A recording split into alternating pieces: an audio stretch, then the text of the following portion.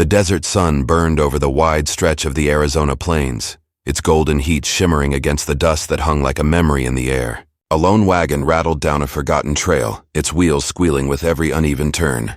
Inside sat a young woman with her hands clasped tight in her lap, her fingers pale from the pressure. Her hair, tangled and dry from wind and sand, fell across her face, hiding the trembling of her lips. She didn't ask where they were taking her. She already knew. The men driving the wagon weren't her protectors anymore. They were the same ones who had once called her family, and now they were selling her, just as easily as they had once sold livestock or grain. She wasn't broken. She wasn't mad. But ever since the day the fever had struck her as a child, leaving her with a weak leg and a slight tremor in her hand, folks had started whispering the word disabled.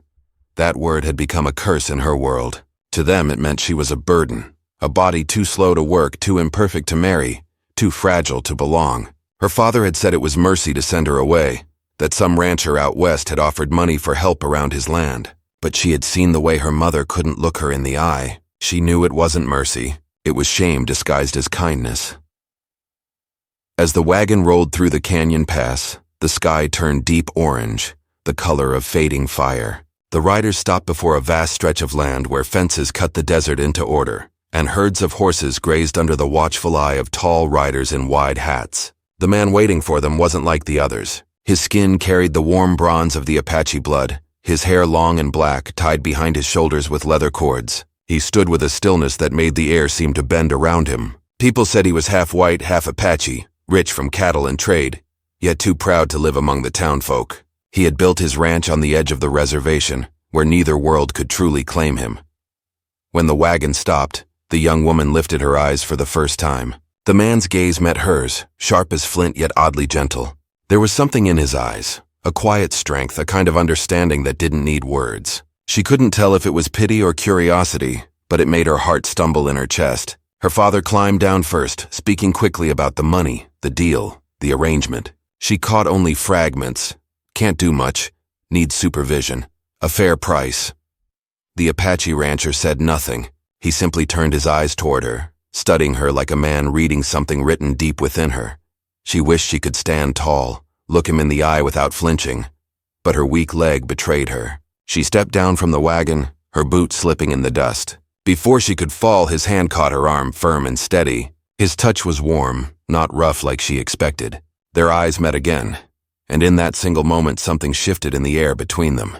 He saw something her own family had never cared to see, not her limp, not her trembling hand, but the quiet fight in her eyes. He said in a low, even voice, "You can stay." Then he handed her father a small leather pouch without counting what was inside. Her father took it fast, nodded without meeting her eyes, and turned back to the wagon. The wheels creaked again, moving away, leaving her standing in the desert dust beside a stranger. When the sound of the wagon faded into the wind, silence filled the land. The rancher studied her again, then motioned toward the distant house, a strong, wide building of wood and adobe that stood like a fortress against the barren land. "You'll work there," he said. "We don't judge people by what they can't do here." His tone was calm, but his words carried a weight she couldn't quite understand. For the first time in her life, she felt a flicker of something she had never dared to feel. Hope. The ranch house loomed ahead, sturdy and quiet, surrounded by the smell of dust, horses, and fresh-cut hay. Inside, the light fell soft through the open windows, and the walls bore marks of both cultures. Apache carvings beside Western tools, tribal patterns beside the cross. The place seemed caught between two worlds, just like the man who owned it. She was given a small corner room, plain but clean, and told she'd help with laundry and cooking if her leg allowed. When he spoke to her, his voice stayed gentle, never sharp, and though his face was unreadable, she sensed a kind of sadness in him, something deeper than his silence could hide. At night, she lay awake listening to the wind outside, wondering who this man really was. The workers spoke of him in hushed tones. Some called him a loner, others a ghost of two worlds. They said his mother had been Apache, taken by soldiers years ago, and his father a white trader who'd left him the land. He'd built his empire from nothing, worked harder than any man alive, and trusted no one since. But something about the way he had looked at her, like he was searching for truth, not beauty, haunted her more than the past she had left behind. Days turned to weeks. She worked quietly, learning the rhythm of ranch life. The other women kept their distance at first, whispering about her limp, her stammering steps. Yet when she fixed a broken quilt with perfect stitches or calmed a frightened colt with a soft hand, they began to look at her differently. Still, it was his gaze she felt most often, watching from a distance, never intruding but always there, steady as the sun that burned over the land. One evening, a storm rolled in from the mountains. The wind howled across the plains, tearing at the fences and slamming shutters. She had gone out to fetch water before it broke, but the storm came faster than she expected. Lightning flashed, thunder roared, and she found herself trapped near the corral, rain soaking her dress and mud pulling at her boots. A frightened horse broke loose, charging toward her. She froze, her leg too weak to move fast. Then, out of the darkness, he appeared, riding bareback, his long black hair drenched, his voice cutting through the roar of the wind. He caught her arm again, pulling her to safety, shielding her beneath his coat as the storm raged around them. When the thunder quieted, he looked down at her, rain dripping from his face. "You shouldn't have been out there," he said softly, his voice rough with concern. She tried to answer, but the words stuck in her throat. He brushed a wet strand of hair from her face, and for a heartbeat neither moved. The air between them felt charged with something both fragile and powerful. Back inside, he wrapped a blanket around her shoulders, his eyes tracing the faint scars along her hand where the fever had once burned her. "They told me you were broken," he said quietly. "But I see no brokenness." His words hit her harder than the storm itself. No one had ever said that to her before. Not once. From that night on, things began to change in ways neither of them expected. The ranch hands noticed how he lingered near the kitchen when she sang softly while working, how his tone softened when he spoke to her, and she, though afraid to admit it, found herself waiting for his footsteps outside the door, her heart stirring with something she didn't yet have a name for. But she also sensed something heavy behind his calm, something unspoken that made him retreat whenever her eyes met his for too long. Then, one morning, a group of riders arrived at the ranch. She recognized one of them instantly, her father. He looked uneasy, his hat pulled low, his voice cold as he demanded to speak with the rancher. She couldn't hear their words, but she saw the tension in their faces, the way the Apache's jaw clenched. When her father's eyes turned toward her, there was no warmth, only regret, or perhaps guilt. The moment stretched like the stillness before another storm. The truth she thought she had left behind was coming back, and this time it would not let her go so easily. What her father said next would change everything. The sky hung low that morning. A gray curtain stretched across the desert, hiding the sun. The air was still, heavy with the scent of dust and unease. She stood at the edge of the porch, her hands trembling slightly as she watched her father talking to the rancher. The man who had sold her like cattle now stood before the one who had bought her, and for a moment she couldn't breathe.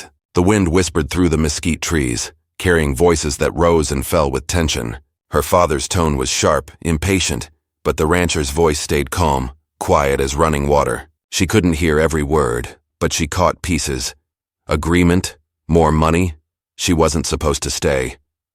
The words made her heart race.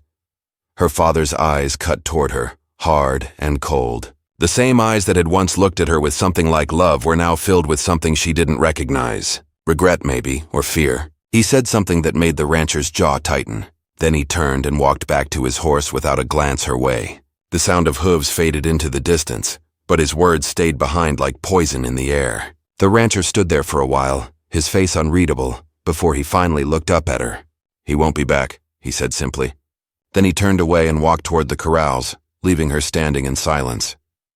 That night she couldn't sleep. The words she'd overheard churned through her mind. What had her father meant about her not being supposed to stay? What had been agreed upon that she didn't know? The longer she thought, the more she felt a strange unease creeping in. She wanted to ask the rancher, but something in his quiet manner stopped her. He wasn't the kind of man you questioned easily. His silence carried weight, like he carried memories that weren't meant to be spoken aloud. In the days that followed, she noticed small changes around the ranch. The rancher seemed more distant, though not unkind. He spoke little, often riding out early and returning after dark, his clothes dusty and his eyes weary. She saw him talking in hushed tones with a man from the reservation, a tall elder with deep lines carved into his face. They stood near the horse pen speaking in Apache, their voices low and troubled. When she passed by, they stopped talking and watched her, not unkindly but with something that felt like caution. It made her skin prickle. She tried to lose herself in her chores, washing, sewing, tending to the kitchen garden, but her thoughts kept circling back to that morning. Her father's sudden visit, the tension, the money and the look the rancher had given her afterward, as if he carried a truth she wasn't ready to hear. The ranch hands noticed her quietness too. One of them, an older man with kind eyes, finally said one afternoon, "You shouldn't worry about what ain't yours to fix, miss. The boss has his reasons for everything." She nodded, though the words did nothing to ease her heart. One evening as the sun dipped low, she saw the rancher in the stables, brushing down his horse. The light fell across him, golden and fierce, outlining the strength in his shoulders and the calm in his movements. She gathered the courage to step closer. "Did my father say something about me?" she asked quietly. He didn't turn right away. For a long moment he ran the brush through the horse's mane, slow and steady. Then he said, he wanted more money. She waited, but he didn't go on. "Did you give it?" she asked, her voice trembling. He set the brush down and finally met her eyes. "No, because he didn't deserve it." The words hit her like a blow, not because of their anger, but because of the truth in them. Her throat tightened. "Why did he come then?" she whispered. The rancher looked at her for a long time before saying, "Because he knows something he shouldn't have known." Then he turned away, leaving her more lost than before. As days passed, life returned to a quiet rhythm, but an undercurrent of tension hummed through the ranch. Rumors spread among the hands, of cattle disappearing in the night, of strangers seen near the creek, of a silver coin found near the corral that didn't belong to any of them. One morning, a young hand came riding in fast from the far pasture, shouting that he'd seen riders out on the ridge watching the ranch.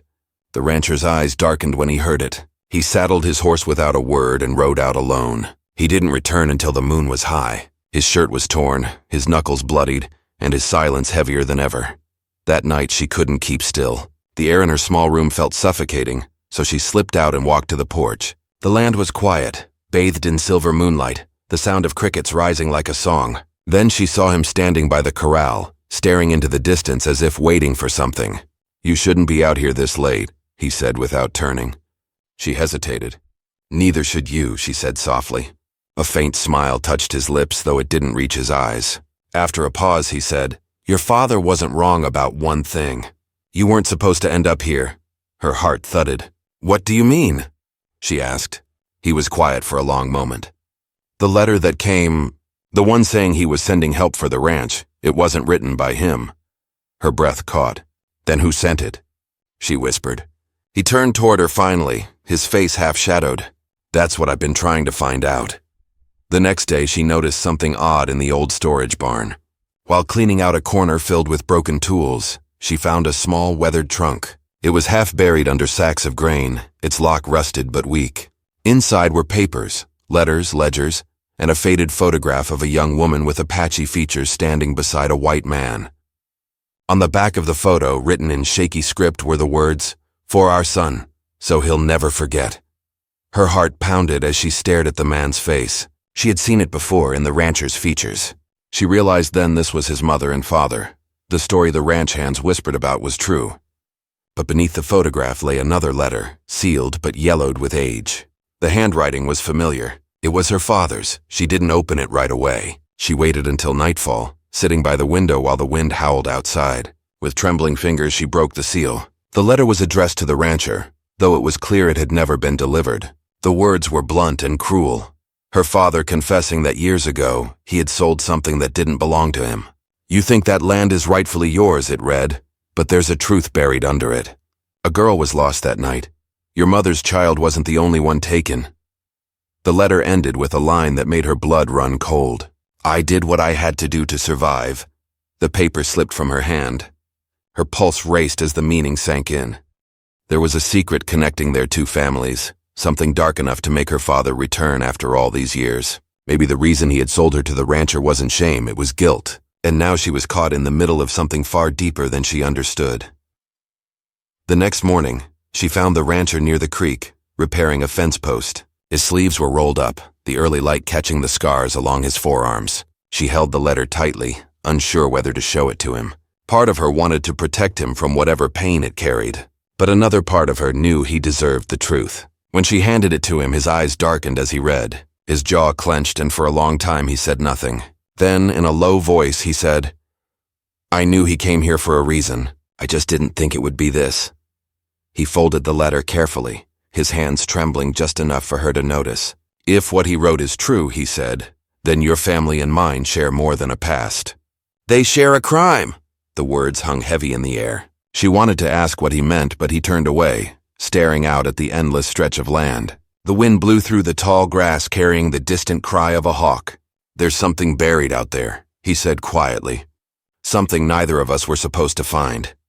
His voice had a tone she hadn't heard before, a mix of anger and sorrow. She felt her throat tighten. "Will you tell me what it is?" she asked. He looked at her, his eyes full of the same truth she had seen in them the day they met. "Not yet," he said. "Some truths can't be told until the land itself is ready to give them up."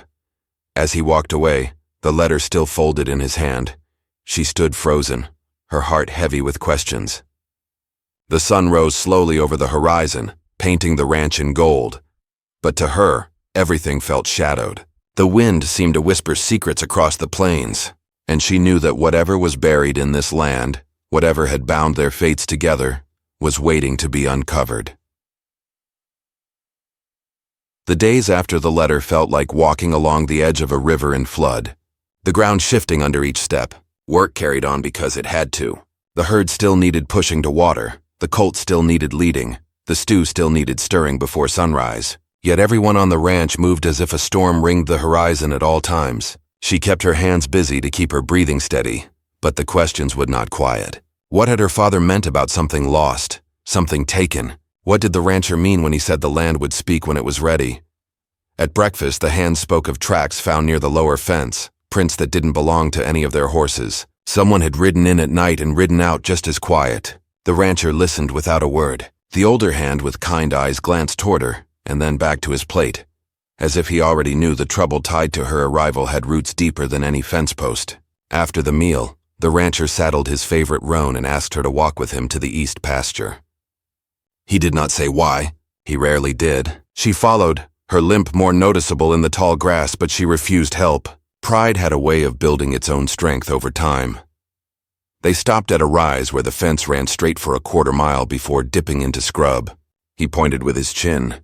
A strand lay cut. Beyond it, the grass was flattened in a wide arc. She could see where a herd had been moved recently. Not their cattle, though. These were wild horses, the kind the rancher let graze free and gather only when the weather turned hard. Someone had run a band through here in the night. He crouched, touched a print, and narrowed his eyes. "Shoes from town," he said. "Not from the reservation," she swallowed. "Who would do that?" He stood after a long pause. "Men who sell what doesn't belong to them." He didn't look at her when he said it, but the words landed like stones in a bucket. On their way back, they met the elder she had seen before, the tall man with lines like riverbeds at the corners of his eyes. He greeted the rancher with a hand to his shoulder, and then turned to her. His gaze was steady and not unkind. "You sing while you work," he said. "The house listens." Her face warmed. "Old camp songs," she murmured. "My grandmother's tunes." He nodded as if that answer meant more to him than she realized. Then he spoke low to the rancher in Apache, the words soft like water over stone. She caught only one word repeated, a word she had learned from listening. "Witness."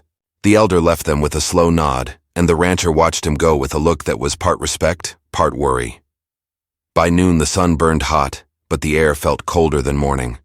Riders from the town line ranch drifted near their boundary and lingered long enough to be noticed. The foreman, a tall man with a thin smile, waved across the fence as if they were old friends. "You lose some horses," he called. "We found a pretty band headed east." The rancher kept his tone polite. "Appreciate the news." The foreman's eyes flicked to her, and then returned to the rancher with a smirk that didn't reach his eyes. "Might be you're gathering more than horses these days," he said. "Town talks," the rancher's jaw set. "Town can talk to the wind."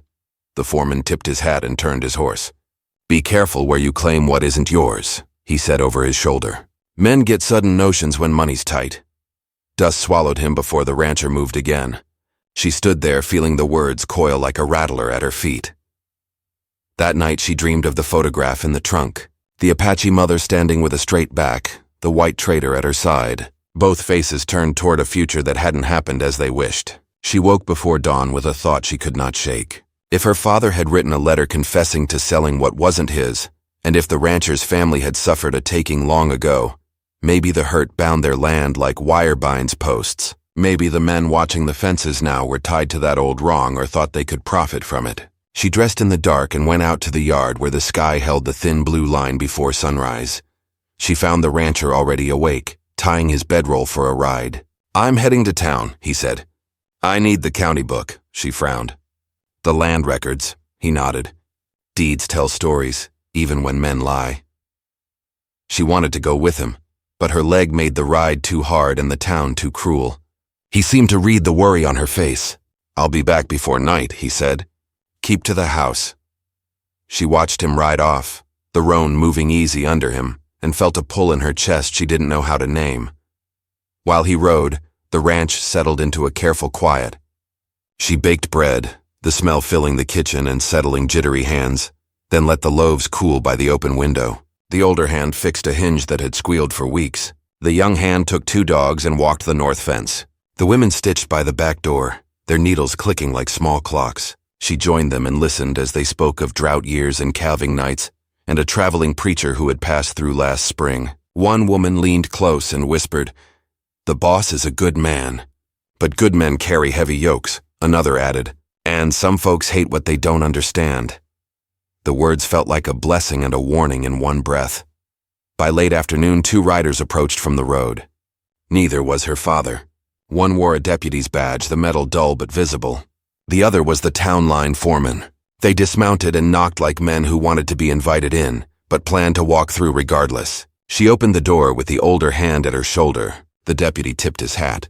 "Ma'am," he said, then looked past her. "Is the owner around?" "He'll be back at dusk," the older hand replied. The deputy hooked his thumbs in his belt. "We had reports of a missing girl," he said. The foreman smiled. "Or a purchased one. Hard to tell in this county." The words struck like cold water. The older hand stiffened, but she stepped forward, her voice quiet. "I am not missing. I am here by agreement." The deputy's gaze slid to her leg and back to her eyes. He cleared his throat. "I will return when the owner is present." The foreman tipped his hat again with that same thin smile. "Tell him to visit our side of the fence if he's feeling neighborly." When they left, the dogs barked long after the riders were specks, as if the dust itself needed scolding. Dusk pulled a purple veil over the hills before the rancher returned. He carried the county book wrapped in canvas, its leather ahead of him like a shield. They sat at the kitchen table with a lantern between them. He opened to a map drawn years ago, squares and lines in cursive that leaned like tired men. "Look," he said, tapping a corner where the river bent. "This boundary shifted after the flood 15 winters back. The record shows a claim filed by a trader who married an Apache woman.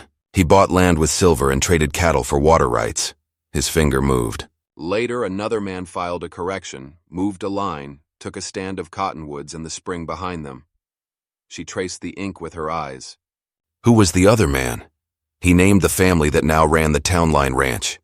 The room seemed to shrink. They found more. A witness signature missing. A page torn where a notarized statement should have been. Then a note in the margin from the clerk of that year. A brief remark about a dispute at the courthouse and a wagon overturned on the road home. The rancher studied the handwriting. "The page I needed likely ended up in the river," he said, voice low. "Or in someone's stove." She sat back. "If the spring was taken, maybe the first family fought to get it back." He closed the book gently. "My mother's people would not have gone to the courthouse," he said. "They would have kept their proof in stories and beads and memory." He looked at her then. "Which the law calls nothing." Before they could speak further, the young hand burst through the door, face pale. "Fire near the lower pasture," he said. They ran to the yard. At the horizon, a low red bloom wavered where the wild horse band spent nights under the cottonwoods. The rancher barked orders that cut clean through fear. Buckets, wet blankets, 2 riders with shovels to cut a break. He swung onto the roan and paused only long enough to look back at her. "Stay near the house," he said, but his eyes told her he knew she would not only stay. She gathered water with the women, soaked cloths, and kept a line to the well moving. The wind for once favored them, streaming away from the house toward the creek where the fire would meet damp ground and tire. After a long hour, the red dulled to smoke. Riders drifted back, singed and coughing but standing. The rancher returned last, his shirt streaked with ash, his hair damp with sweat. He dismounted and leaned against the fence as if he meant to hold the whole ranch upright. She brought him water. He drank, eyes closed, then handed the cup back. They set it near the spring, he said. Not enough to take the trees. Enough to scare. The foreman, she said. He didn't answer, which was answer enough. In the quiet after ash falls, other truths sound louder. The older hand approached with something in his palm. Found this near the creek, he said. A coin lay in his rough fingers, silver catching lamplight. Not a coin from town. A commemorative piece with a year that matched the flood. The rancher waited, eyes narrowing. A marker, he said. Some men leave breadcrumbs they think no one else sees. He slid the coin into his pocket. We will see where the rest lead. Days slid by on a rail of watchfulness. The deputy returned and asked careful questions. The elder came with 2 young men and walked the cottonwoods in silence, laying a hand on each trunk as if greeting old friends. At night, the rancher pored over the county book, while she copied the shapes of parcels onto scrap paper and learned where ink did not match reality. She found that work eased her leg more than sitting. She also found that courage grows when shared. The women began to sleep in shifts, so someone was always awake. The men rotated patrols along the fences. No one complained. Folks on this land knew that droughts and men both could come in waves. One afternoon, while sweeping the storeroom, she found another clue. Behind a cracked jar of buttons sat a folded page, yellow and stiff. Not paper from town, ledger paper with a private mark burned into the corner. The mark matched the brand the trader had once used, a brand never seen on this ranch because it belonged to years before it was founded. The page listed deliveries to a spring named an Apache, the same spring the county map placed inside the disputed shift. At the bottom, a calculated tally of silver, then a final line. Paid in full to the name of the family now pressing their fence against the cottonwoods. Her breath stung. Paid in full. Yet the line had moved anyway. She brought it to the rancher. He read it twice and then set it down as if it might break.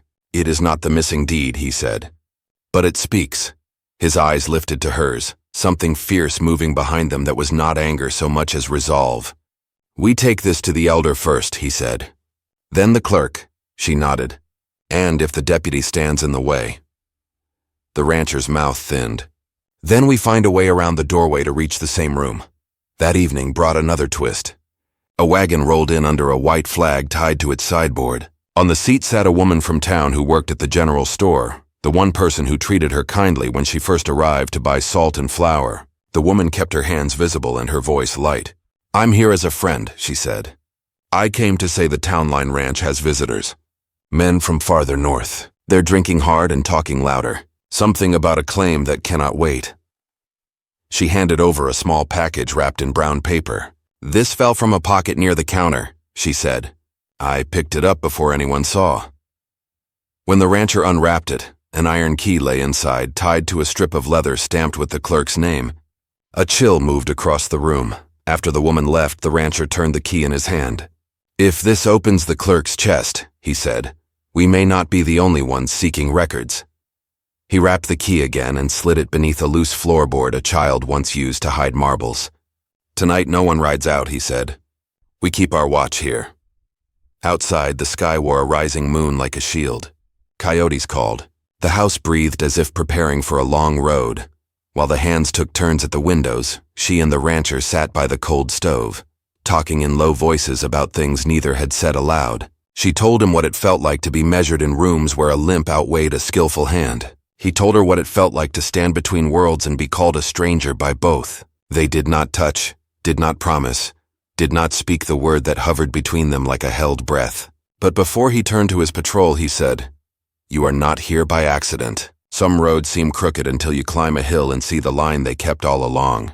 She held his gaze. I would rather walk a crooked road with truth than a straight one built on stealing, she said. He nodded, and his nod carried the weight of a vow. Near midnight, a horse snorted near the barn. The dogs went from a low growl to a steady bark. The older hand signaled with 2 fingers. One rider, slow, testing. The rancher stepped onto the porch, unarmed but unafraid. A shadow moved beyond the gate and stopped. Then a voice floated in, tired and raw. Her heart clenched at the sound. Her father. He stood swaying, hat in hand, looking smaller than the night around him. I came to say the truth before others twist it, he called. The rancher did not invite him in. "Say it," he replied. The wind held still as if the whole land leaned forward. Her father cleared his throat. "Years back, a paper went missing from the clerk's chest," he said. "I was there when it did. I burned it for a share of a spring I never kept." He lifted his head and found his daughter's shape by the doorway. "What I sold didn't belong to me," he said, voice shaking. "Not then, not you. Not the water. Not any of it." He lowered his eyes. "Men are coming to take the rest." He did not step closer, and he did not ask for forgiveness. He only turned his hat in his hands like a man trying to find courage at the bottom of a dry well. The rancher's voice stayed steady. "You will write what you just said," he told him, "and you will place your name beneath it for the clerk to read." Her father nodded once, the gesture crooked but real. "I will," he whispered, "if they do not stop me." He looked to his daughter then, a look crowded with years that had gone wrong. "I cannot change what I did," he said, "but I can stand where I should have stood." He left as quietly as he had come. The night closed behind him like a book snapped shut. She stood with her hand on the doorframe, feeling the wood's steady grain under her palm, and knew the next day would not wait kindly. Somewhere out there, men shuffled papers like cards and lit fires near springs. In here, a house full of weary souls held their ground with witness, with ledgers, with songs learned long ago. The story had not found its ending. The river had not yet chosen its new bank, but the current pressed harder, and the sound of it promised that when it finally broke, it would show the shape of everything buried beneath. Morning broke slow and pale over the ranch, painting the sky in a dull gold that promised heat. No one spoke much at breakfast, the smell of coffee mixed with dust and smoke still hanging in the air from the burned pasture. She moved quietly through the room, refilling cups, her eyes flicking now and then to the window where a hawk circled over the far hills. The memory of her father's visit haunted her more than she wanted to admit. His confession had lit a fuse in every heart under that roof, especially the ranchers. The truth was close now, close enough that it made the air feel heavy. Everyone could sense it. Something was coming. The rancher spent most of that day in the saddle, scouting the far edges of the land. When he came back near noon, his face was drawn tight, the kind of look a man wears when he's seen something he can't yet explain. He called the older hand aside, speaking low and fast, but she caught the words trail and camp. Her chest tightened. He turned to her finally and said, "They're still out there, near the spring, watching." His voice was calm, but his eyes weren't. "They're waiting for something." She knew what he meant. The letter her father had written, the proof they needed to expose everything, the stolen land, the altered deed, the crime buried under years of silence. But her father hadn't returned with the signed confession yet. The rancher's jaw set. "If he doesn't come by sundown, I'll ride to him." She shook her head. "It's too dangerous." "You said they're watching." His gaze softened for a heartbeat. "There are worse things than being watched." The sun climbed higher, baking the plains until the air shimmered. She worked in the kitchen, though her hands kept trembling. The other women noticed and said nothing. The older one patted her shoulder once and whispered, "Fear is lighter when shared, child. Outside." The rancher prepared the wagon under the pretense of hauling supplies, but everyone knew it was cover for something more serious.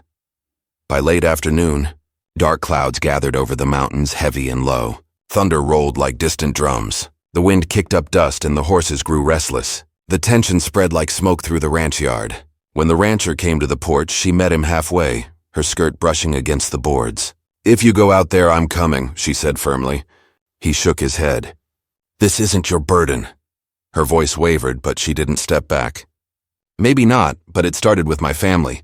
I'm not hiding while you face what they caused." Something in her words broke through his silence. He looked at her for a long moment, then finally nodded once. "Then stay close to me." They rode out together, the storm building behind them like a second shadow. The trail wound through the scrub, past the cottonwoods and the creek that had once marked the true border. The land was quiet except for the wind and the soft clink of the horses' tack.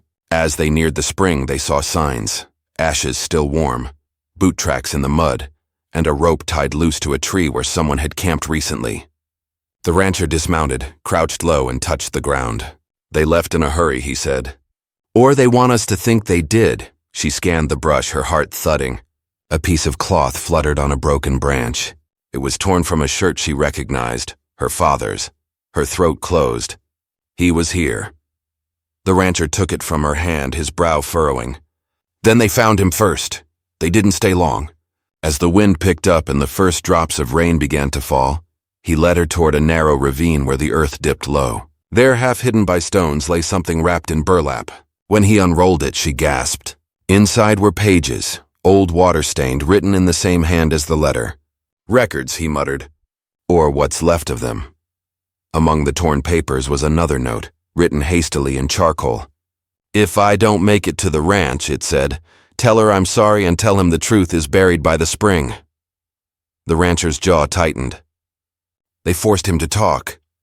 The rain came harder now, thunder shaking the ground. He tucked the papers inside his coat and said, "We need to get back." But before they could mount up, a gunshot cracked through the storm. The horses reared, the sound echoing across the ravine. Another shot followed, striking a rock near her feet.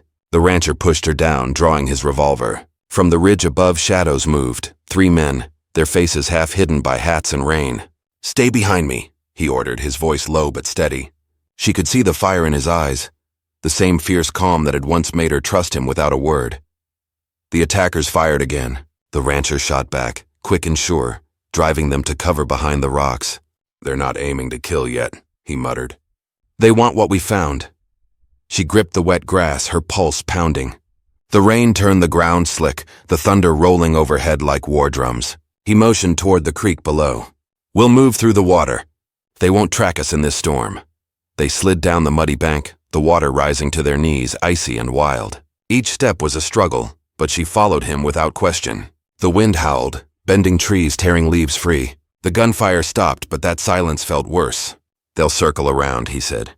"They know this land, too." Lightning flashed across the sky, illuminating a figure standing on the opposite bank. Her father. He looked ghostly in the stormlight, soaked and trembling. "Go back!" he shouted. "They're coming behind you!" Before the rancher could answer, a shot rang out again, this one aimed true. Her father staggered, clutching his chest, and fell to the mud. She screamed, but the rancher caught her before she could run to him. "We can't help him now," he said through gritted teeth. "He's gone." They stumbled onward, the storm swallowing their cries. When they finally reached the edge of the ranch fence, both were shaking, soaked to the bone. The others met them at the gate, faces pale, torches flickering in the rain. The rancher handed the soaked papers to the older hand. "Keep these safe," he said. "No one touches them until I say." That night the house felt smaller than ever. The sound of rain on the roof was endless. She sat by the fire, her wet dress clinging to her, staring into the flames but seeing only her father's face. He had tried in his own broken way to set things right and paid for it with his life. The rancher sat across from her, silent, his hands clenched around a cup he hadn't touched. Finally, he spoke. "They'll come again.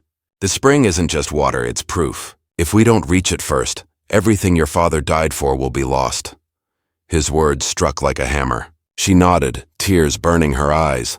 "Then we'll go," she said quietly. "Tomorrow." He looked at her as if weighing the cost of letting her come again. Then he gave a slow, reluctant nod. "Tomorrow," he said.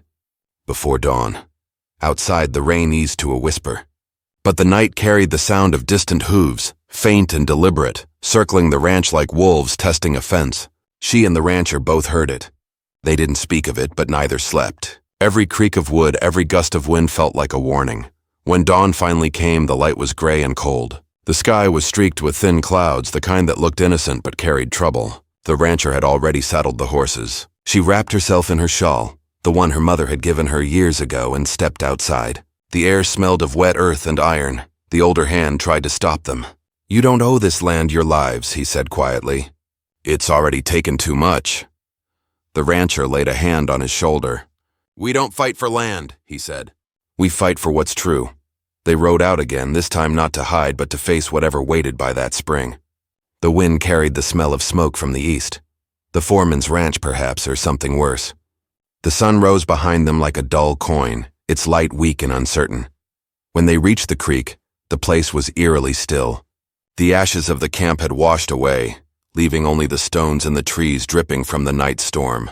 But as they neared the spring, the ground grew soft underfoot, and she noticed something strange. The water that once ran clear now shimmered red with silt, as if the earth itself had bled.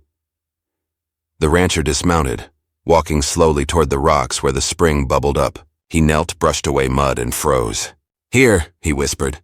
She stepped closer, her heart hammering. Beneath the surface of the water lay something that caught the morning light, a piece of metal, shaped like a seal, the same mark burned into the ledger paper. He reached down and lifted it free. "The missing stamp," he said. "The one that marked the real deed." Before they could speak again, the crack of a rifle split the air. The bullet struck the water inches from his hand. He shoved her behind a rock. Voices shouted from the ridge, men from the town line ranch, the foreman among them. "You should have stayed out of this," he called. "That land's ours now." The rancher stood slowly, his coat dripping, the metal seal still in his fist. "Not by law," he shouted back. "And not by blood," the foreman laughed, cold and sharp. "Law don't matter out here. Only who holds the gun."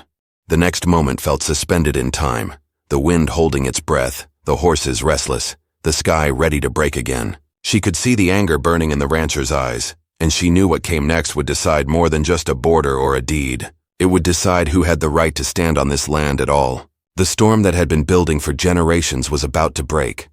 The sound of the gunfire echoed through the valley, rolling off the canyon walls and scattering the birds from the trees. The rancher pressed her down behind a fallen log, the earth shaking with each shot. The men on the ridge fired wild at first, shouting threats carried by the wind, but the rancher's aim was calm and sure. He returned fire only when he had to, each bullet finding its mark with purpose. She clung to the dirt, her heart pounding, every muscle tense. When the gunfire paused, she dared to lift her head. The foreman stood half-shadowed by the rocks, his rifle drawn but his voice trembling with anger. "That paper won't change what's done," he shouted. The rancher stepped forward, muddy and soaked, his eyes like steel. "The truth always changes what's done," he said. His voice carried over the wind, steady and low. He held the metal seal high for all to see. "Your men burned a deed, stole a spring, and called it justice. But the land remembers." The foreman's face twisted. "You think words and a trinket can fight years of power?" He sneered. But she saw it then, fear flickering behind his rage. He knew the tide had turned. A final shot cracked from the ridge, close enough that the sound felt like lightning tearing through air. The rancher flinched, the bullet grazing his arm, but he didn't fall. His gun fired once more, sending the foreman stumbling backward into the dust. The echo faded and silence took hold. The remaining men lowered their weapons. One dropped his hat and raised both hands. The storm that had haunted the ranch for years broke then, not with thunder, but with a quiet that felt like relief and sorrow at once. When it was over, she crawled from behind the log, her legs trembling as she ran to him. He stood still, breathing hard, blood seeping from his sleeve but eyes calm. She tore a strip from her shawl and bound the wound without a word. He didn't stop her. When their eyes met, there was a depth in his gaze that said everything words could not. The fight was done, but what they had uncovered had changed more than the boundary line. It had changed who they were. They rode back slow, the seal safe inside his coat, the spring gurgling quietly behind them like a witness finally at peace. The sky began to clear, streaks of sunlight breaking through gray clouds. When they reached the ranch gate, the hands rushed to meet them. The older man took one look at the wound and muttered, "Just a scratch," though the tremor in his voice said otherwise. The rancher handed him the seal. "Keep this safe," he said. "It's the proof." That night, the house filled with quiet voices and steady hands. The women cleaned the wound and brewed coffee. She sat nearby, exhaustion heavy in her bones. The older hand placed a hand on her shoulder and said softly, "Your father's truth reached home after all." She nodded, her throat tight. The rancher sat across the fire, his shirt open at the shoulder, his arm wrapped in clean bandages. For the first time since she had arrived, he looked tired, not from work, but from the weight of what had been carried too long. The next morning, they took the proof to town. The clerk at the courthouse was a nervous man, thin and pale, with ink stains on his fingers. When the rancher placed the seal and papers on his desk, the man's eyes widened. "Where did you find this?" he asked. "In the land you thought forgotten," the rancher said simply. He explained everything, the missing deed, the confession, the altered boundaries, the men who had taken what wasn't theirs. The clerk said nothing for a long time, only turning the papers over in his hands. Finally, he sighed. "I always wondered what became of these records. The county will need to review them, but this," he tapped the seal gently, "this carries the original authority.